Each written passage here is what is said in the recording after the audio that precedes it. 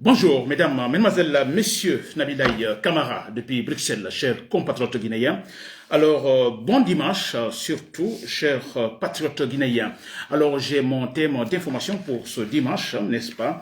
Alors, je parle du boycott général de la fameuse, disons, élection présidentielle.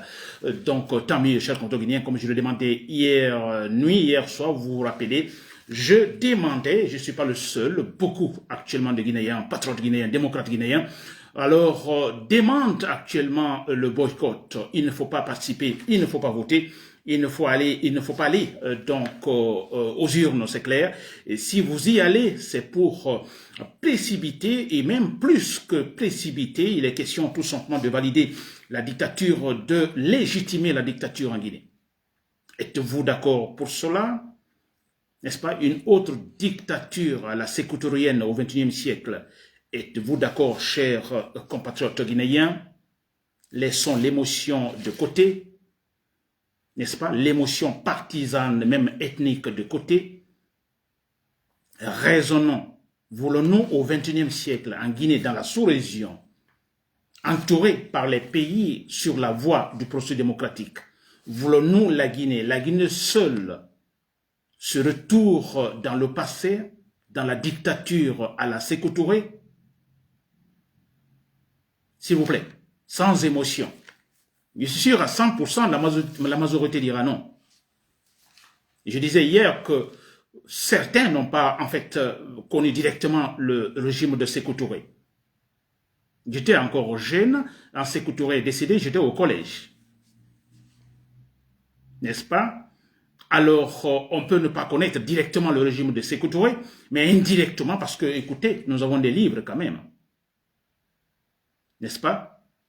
Nous avons des livres. Il y a actuellement pas mal de, disons, de supports informatiques pouvant nous informer exactement, de manière très claire, sur le régime de Sékou Touré, tout ce qui s'est passé. Donc, on peut s'informer, on peut être informé directement pour avoir connu le régime, ou vécu donc le régime, ou indirectement à travers nos livres, nos recherches.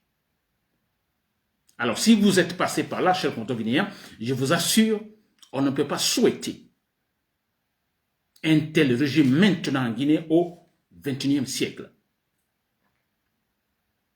D'abord, c'est impossible. Vouloir imposer un tel régime maintenant en Guinée au XXIe siècle, s'il vous plaît, je dis bien, c'est impossible. Mais écoutez, puisque ceux-là qui désirent le faire possèdent des armes, alors ils tenteront. C'est quoi? Nous connaîtrons ce qu'on appelle l'instabilité chronique à tout moment. Mais ça ne marchera pas. Comme Mamadou Mbouya le tente maintenant, il ne le pourra pas. Cher compatriotes guinéens. Donc c'est donc le titre, hein, je parle de deux éléments. Alors la poursuite du boycott général, alors donc qui se poursuit, qui marche bien. Alors, je dis tant mieux, et en deuxième partie, je parlerai de Mamadi Doumbouya, la peur de Mamadi Doumbouya. Ça s'explique, cette peur de Mamadi Doumbouya. Voilà, chers compatriotes guinéens, j'espère que vous êtes là nombreux. Bon voilà, c'est Nabilaï Camara, depuis Bruxelles, toujours objectivement. En fait, je ne suis pas là pour, détruire quelqu'un, n'est-ce pas? Personnellement, non. Si vous l'avez remarqué, des affaires personnelles, ça ne m'intéresse pas. Alors, ce qui est public, hein, qui est dans le domaine public m'intéresse, c'est la Guinée, n'est-ce pas? Alors, ça signifie que mon combat n'est pas pour moi, n'est pas d'ailleurs pour le présent, c'est pour le futur de la Guinée, pour la, la génération, en fait, qui vient. Mon combat, cela, chers compatriotes guinéens. Alors, détrompez-vous que, bon, Nabilaï Camara, il cherche alors de l'argent pour, comme il ne gagne pas l'argent, alors il n'a pas eu sa part, alors voilà, il continue à critiquer. Non, je vous assure, je suis ici en Belgique, je ne me plains pas, je travaille, j'ai mon salaire, franchement, non, pour ceux qui me connaissent.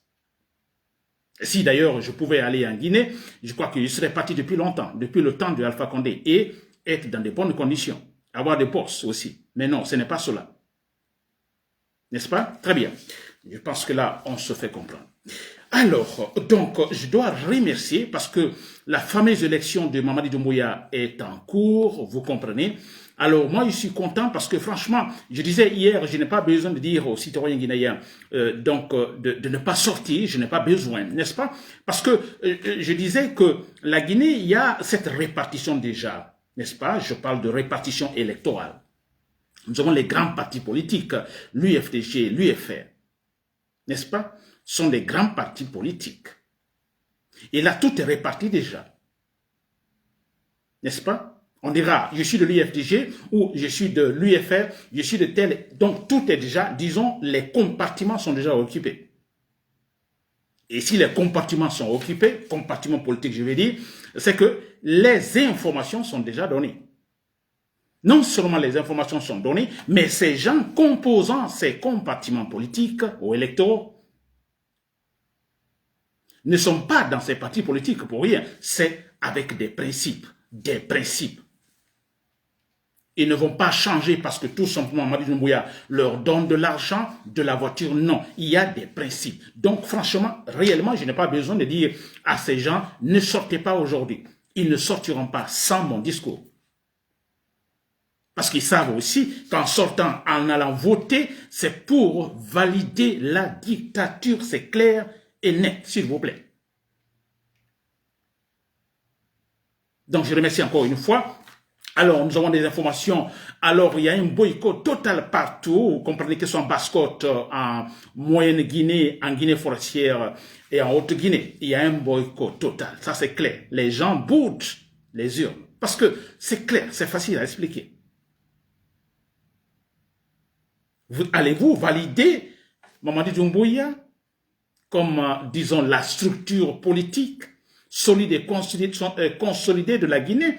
Allez-vous le faire? Ce monsieur qui est nul, qui ne vaut absolument rien. Non. Non seulement il a, disons, ce côté, ce monsieur qui ne sait absolument rien, mais qui peut-être pouvait se rattraper en essayant d'être honnête, sérieux, en respectant ses engagements. Il n'a pas fait. Le parjure, s'il vous plaît. Il faut le dire, le répéter. C'est le point très faible de Mamadi Doumbouya. Il a juré, s'il vous plaît. Et ses à côté ont dit non, c'est un militaire, il respectera sa parole. Appuyons-nous sur ce point, s'il vous plaît. Ses à côté ont dit. Avez-vous entendu Amara Kamara, Dansa Kourouma, n'est-ce pas, et d'autres ministres de son gouvernement, en disant, non, écoutez, c'est un militaire, il a dit, il le fera. Il a dit qu'il ne se présentera pas, il ne se présentera pas. Il a dit qu'il respectera la charte, il la respectera. L'a-t-il fait? Il ne l'a pas fait. N'est-ce pas? C'est un point faible que nous devons exploiter. Ce point, il y en a beaucoup, hein, mais ce point est extraordinaire. Extrêmement sensible du côté de Mamadi Doumbouya. N'est-ce pas? Très bien, la trahison. Alors, j'espère que vous m'avez compris, chers patriotes, chers patriotes guinéens. Alors, pour les militaires, j'en parlerai tout à l'heure. Alors, c'est bien, il y a de l'ambiance. Écoutez, cela ne peut pas étonner aussi, parce que, alors, c'est quand même étonnant, on parle des élections présidentielles. Alors, il y a les crépitements des armes dans le ciel. Il y a ce qu'on appelle, on cherche, je ne sais pas qui, dans Conakry, un commando ou un colonel qui aurait, alors, sur qui il y aurait des soupçons, en fait, disons, de marginalisation ou de rébellion, vous comprenez. Alors, ils sont en train de chercher ce commando à Conakry. Le jour des élections, s'il vous plaît. N'est-ce pas? Alors, je disais hier, alors, écoutez, ne sortez pas. Ne sortez pas, s'il vous plaît. Restez à la maison. Restons à la maison. Laissons la raison triompher. Parce qu'elle va triompher. Le processus démocratique va triompher. Mamadi Doumbouya n'ira pas loin. Les choses sont claires sur le terrain. Je crois que lui-même, il en est conscient. Et là, j'attaque le deuxième point. Mamadi Doumbouya est conscient. Il a peur. Mais pourquoi a-t-il peur? N'est-ce pas? Alors, vous savez que la peur, comme définition, c'est une réaction d'anticipation face à un danger. Vous le savez. Je ne vous apprends absolument rien. Quand j'ai peur, alors la peur, il y a une réaction qui vient pour anticiper n'est-ce pas, face à un danger. Et ma réaction, mon corps, effectivement, peut, disons, réagir soit en affrontant le danger, le combat, ou en fuyant, la fuite. N'est-ce pas? Et Mamadou Doumbouya est dans cette situation, la peur totale. Alors, un petit soupçon sur un militaire ou tel citoyen guinéen, on a remarqué avant-hier, hier, les forces spéciales qui sont allées dans tel quartier, même avec des lance-roquettes. Donc, il y a la peur. N'est-ce pas, cher compteur guinéen? Très bien. Alors, ça s'explique, cette peur de Mamadi Doumbouya. Alors, on dit souvent, si vous sémez le vent, vous récoltez la tempête. Mamadi Doumbouya a sémé le vent. Il a sémé le vent, il va récolter la tempête, il récolte la tempête. Regardez d'abord, physiquement, Mamadi Doumbouya est mal parti. Mais c'est vrai, parce que quand on parle de la peur, je disais qu'une réaction d'anticipation face à un danger, ce danger peut être réel, physique, ou imaginaire, psychologique, physique. N'est-ce pas? Alors, chez Mamadi Doumbouya, il y a ce danger, donc tout s'accumule en lui actuellement.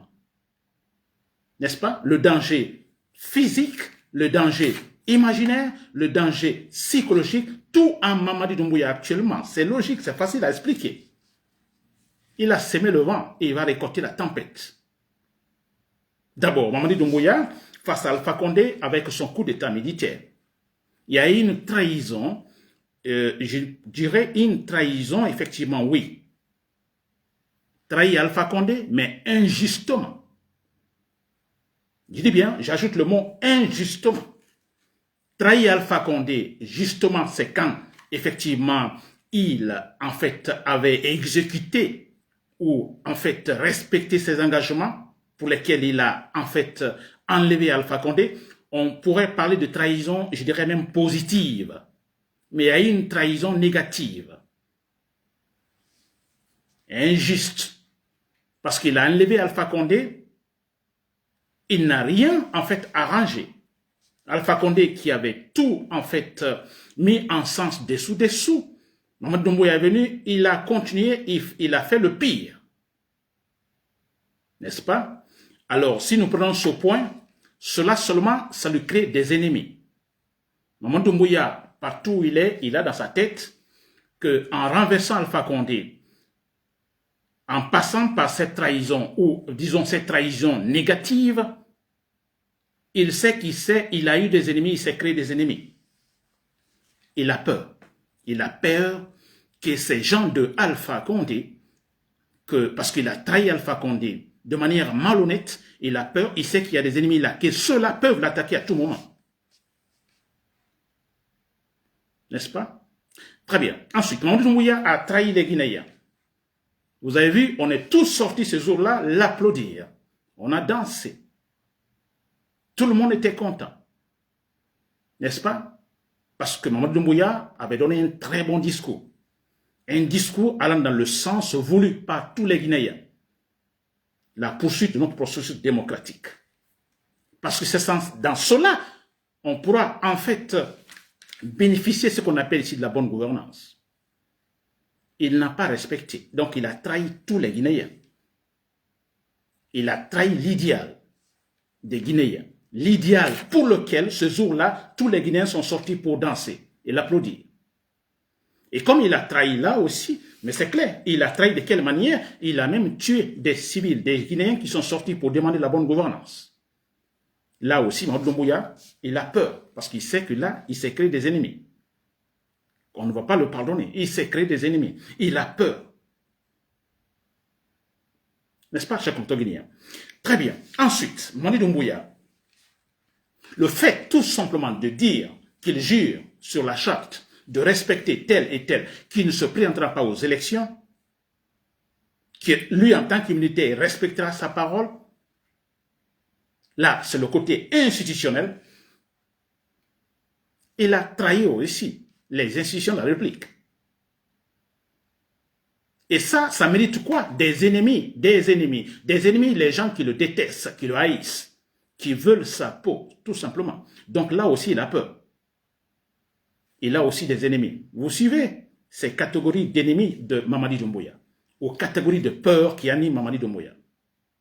Ensuite, Mamadi Doumbouya, alors c'est pas arrêté là, et parce qu'il suit en fait un idéal politique sécoutourien, c'est-à-dire la dictature, un seul parti, alors ce qui normalement pourrait donc lui pousser à commettre d'autres actes, je dirais criminels. Il a enlevé des journalistes, enlevé des activistes. Les Foniki Manguer, Marwan Kamara et autres sont kidnappés. On ne sait pas où ils se trouvent actuellement. On ne sait pas où ils se trouvent. Et là aussi, il se crée des ennemis. Il a peur que dans cette catégorie, effectivement, alors il y a des ennemis et que ces ennemis, à tout moment, une fois que l'occasion se présente, pourraient s'attaquer à lui. Et il le sait, Mamadi Doumbouya. Ensuite, parlant de Alpha Condé, quand il a renversé Alpha Condé, il a arrêté également, disons, certains dignitaires donc, de Alpha Condé. Je parle de Kassori Fofana, je parle de Damaro Kamara.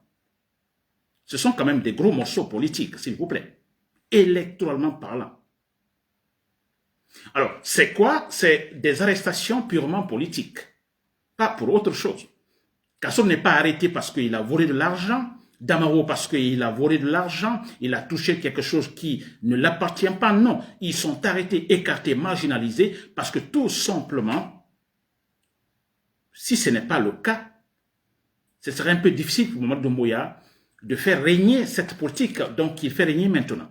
C'est-à-dire si Damaro effectivement est libre, Kassori Fofana libre de son discours et tout, Mamadi Doumbouya n'aurait pas osé. De toute façon, ça pourrait être encore difficile pour lui. Alors, qu'est-ce qu'il faut faire? Il faut écarter Damaro Kamara, Kassori Fofana. Donc, c'est purement politique. Là aussi, il a des ennemis. Il a des ennemis, ça c'est vrai. Et Mamadi Doumbouya a peur qu'à tout moment des ennemis, des gens mécontents du fait que Damaro Kamara et Kassori Fofana soient marginalisés pour des raisons politiques, Mamadi Doumbouya sait que quand ses ennemis auront l'occasion nette, ils pourraient agir. C'est comme ça qu'il. Ensuite, toujours pour des raisons politiques, parce que avant de renverser Alpha Condé, il y avait une ambiance politique quand même. Je ne dirais pas une ambiance politique positive, mais il y avait une ambiance politique. C'est-à-dire il y avait des partis politiques qui en fait étaient en action. Je parle de l'UFDG, je parle de l'UFR par exemple. Je parle de Sidani Diallo, je parle de Sidya Touré. Mamadi Doumbouya, pour pouvoir s'imposer politiquement lui seul sur le terrain, il marginalise, il écarte Sidani Diallo, il écarte donc Sidya Touré, avec des argumentations bidons, injustes. Vous imaginez des élections présidentielles sans Sidani Diallo, sans Sidya Touré. Maintenant, vous imaginez Sidani Diallo qui, les élections de 2010, 2015, 2020, avait réellement gagné ces élections. Donc populaire, très populaire. Parce qu'il a réellement gagné sans donc la tricherie. Donc ce monsieur serait devenu tout simplement président guinéen. Vous imaginez des élections présidentielles quelques années après, donc quelques 4 années seulement après, Cellou Dalein Diallo est absent. Il n'est pas candidat. Son parti est absent. Sidya Touré est absent. Son parti est absent, s'il vous plaît. Pourtant, quand nous prenons donc ce visage politique guinéen, électoral guinéen, ils sont les plus dominants. Je ne dis pas quelques années après, mais maintenant, depuis 2010 jusqu'à maintenant, personne ne peut se passer de ces leaders politiques. C'est Dalein Diallo, Sidya Touré. L'UFDG, l'UFR, c'est impossible. Alors vouloir outrepasser, s'il vous plaît, ou en oubliant ces gens, et de quelle manière barbare, et vous voulez de la stabilité dans le pays, mais vous rêvez quand même. Vous ne travaillez pas, vous ne faites pas travailler vos neurones. N'est-ce pas? Et voilà qui explique également une autre situation d'ailleurs plus compliquée pour Mamadi Doumbouya, parce que le paysage politique guinéen est dominé, toujours dominé par Cellou Dalein Diallo et Sidya Touré. Ce n'est pas pour rien. Mamadi Doumbouya fait tout pour récupérer certaines têtes de l'UFDG. qui sont devenus ministres, premier ministre, etc., etc. Parce qu'il sait, c'est là le sérieux.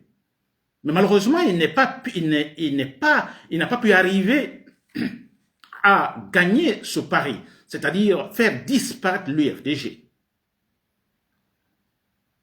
ou l'UFR. Et là, c'est très sérieux, je dis très sérieux parce que là, il a des ennemis. Et là, quand je dis des ennemis, peut-être ce ne sont pas ceux qui sont prêts à aller le prendre ou, disons, l'abattre, non, s'il vous plaît, mais qui sont capables de le punir électoralement parlant, comme ce qui se passe aujourd'hui.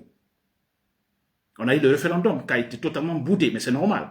Si les deux grands partis politiques du pays sont en fait écartés, mais écoutez, ne sois pas surpris si le jour des élections, de voir les urnes vides, totalement vides, sans ambiance. Donc, aujourd'hui, Mamadou Doumbouya est puni électoralement, comme ça a été le cas donc, pendant le référendum. Mais c'est normal, c'est logique, c'est facile à expliquer. Et il faut être inintelligent, totalement inintelligent, en mettant Cellou Diallo de côté. Sidya Touré de côté, s'il vous plaît. Et espérer retrouver une Guinée stable politiquement et socialement. Il faut être bête, inintelligent. N'est-ce pas, cher compteur guinéen? Très bien. Alors, vous me suivez. Donc, je suis en train donc de parler de la peur de Mamadou Doumbouya qui l'anime. Hein. Alors, que cette peur, ça s'explique, s'il vous plaît. Vous voyez l'explication? Il s'est créé beaucoup d'ennemis. Beaucoup d'ennemis publics. Et c'est normal qu'il y ait la peur. Regardez aujourd'hui, Mamadou Doumbouya va voter.